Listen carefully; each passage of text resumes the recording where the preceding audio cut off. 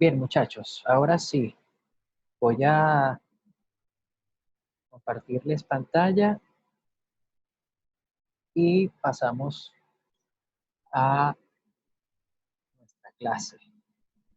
Ahora solo espero que todo resulte como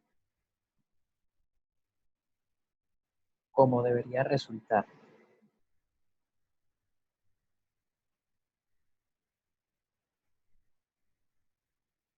Ok, en este momento estoy compartiendo pantalla.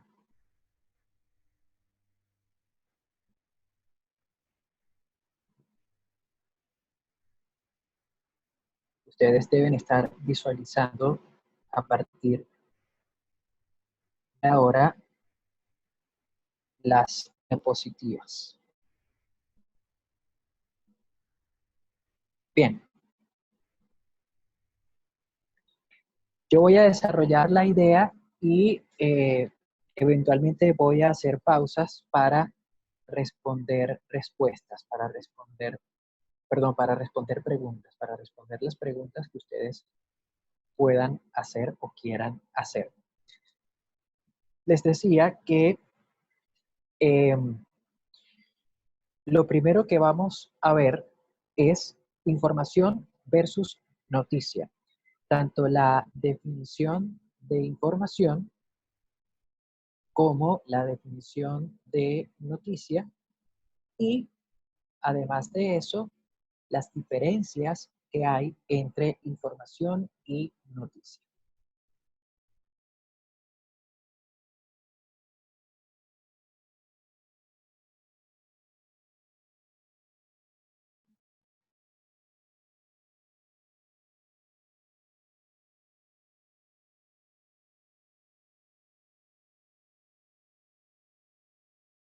Fíjense, vamos a pasar a definir la información. ¿Qué es la información?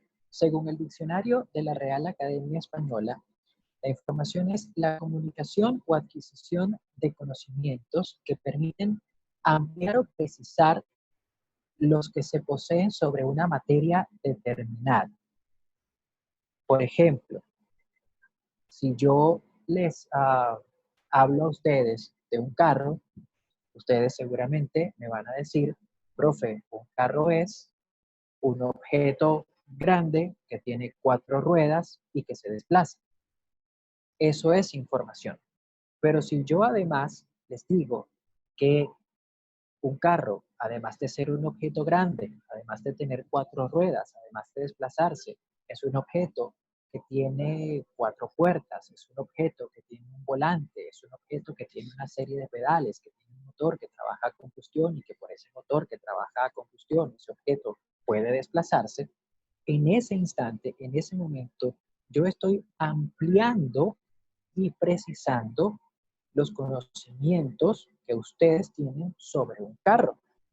En ese sentido, en ese momento, yo les estoy brindando una información. Entonces, primera definición de información, comunicación o adquisición de conocimientos que permite ampliar o precisar los que ya se poseen sobre una materia determinada. Luego, según dos autores, cuyos apellidos son Sagredo e Izquierdo, la información puede definirse como dar a desconocer lo desconocido. ¿Qué quiere decir esto? Que cuando usted le habla a alguien, cuando ustedes le hablan a alguien sobre algún tema que esa persona, que ese alguien desconoce, en ese momento ustedes le están brindando a esa persona, a ese alguien, una información. Posteriormente, Alex Grigelmo, yo no sé si eh, lo recuerdan, el autor del libro que les recomendé en la clase anterior, Alex Grigelmo, define a la información como todo aquel texto periodístico que transmite datos y hechos concretos de interés para el público. Entonces, ya vemos que con Grigelmo el concepto de información viene adquiriendo una dimensión mucho más formal, una dimensión mucho más periodística. Para Grigelmo, información ya no es simple y llanamente cualquier dato. Para Grigelmo, información es aquel texto periodístico que permite transmitir datos y hechos concretos de interés para el público. ¿Y por qué subrayo de interés para el público? Porque para que la información sea noticiable, es decir, para que la información pueda convertirse en noticia, es preciso, por encima de cualquier cosa, que sea de interés público. ¿A qué me quiero referir con esto? A que si usted, por ejemplo, de pronto tuvo un pequeño problema, una pequeña disputa con su novio, con su novia, o si de pronto usted tiene un problema que es muy suyo, de índole personal, que esa información es suya, esa información pertenece a su espacio privado, a su espacio íntimo. Esa información no es noticiable. ¿Por qué? Porque no le interesa o no es de interés para el público.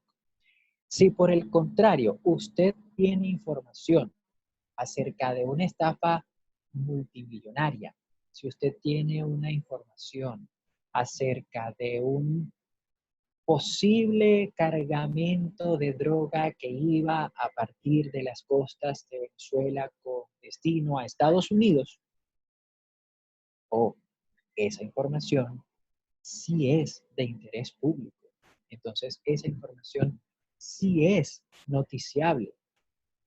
Entonces, esa información sí se puede convertir en un texto periodístico. Grigelmo nos dice además que cuando hablamos de información, nos referimos a datos y hechos nuevos o conocidos con anterioridad. En el mundo del periodismo generalmente se trabaja con información nueva. Generalmente se trabaja con información del día a día, pero también se trabaja con datos anteriores.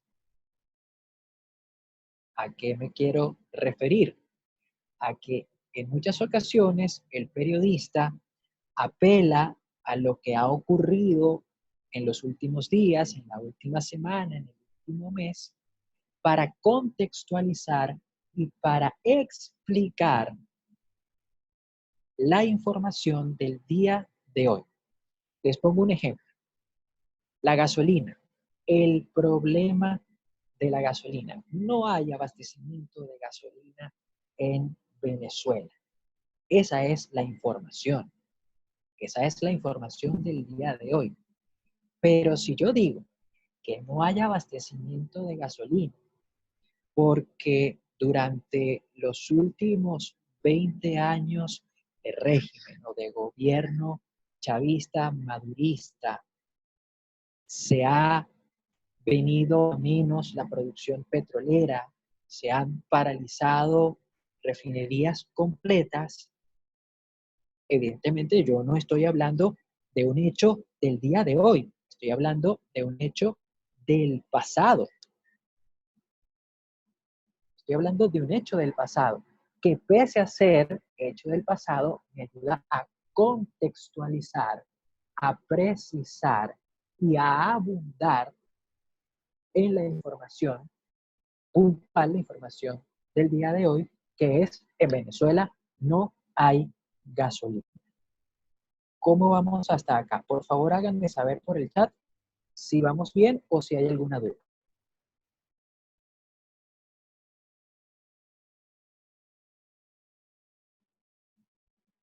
De acuerdo, entonces continúo.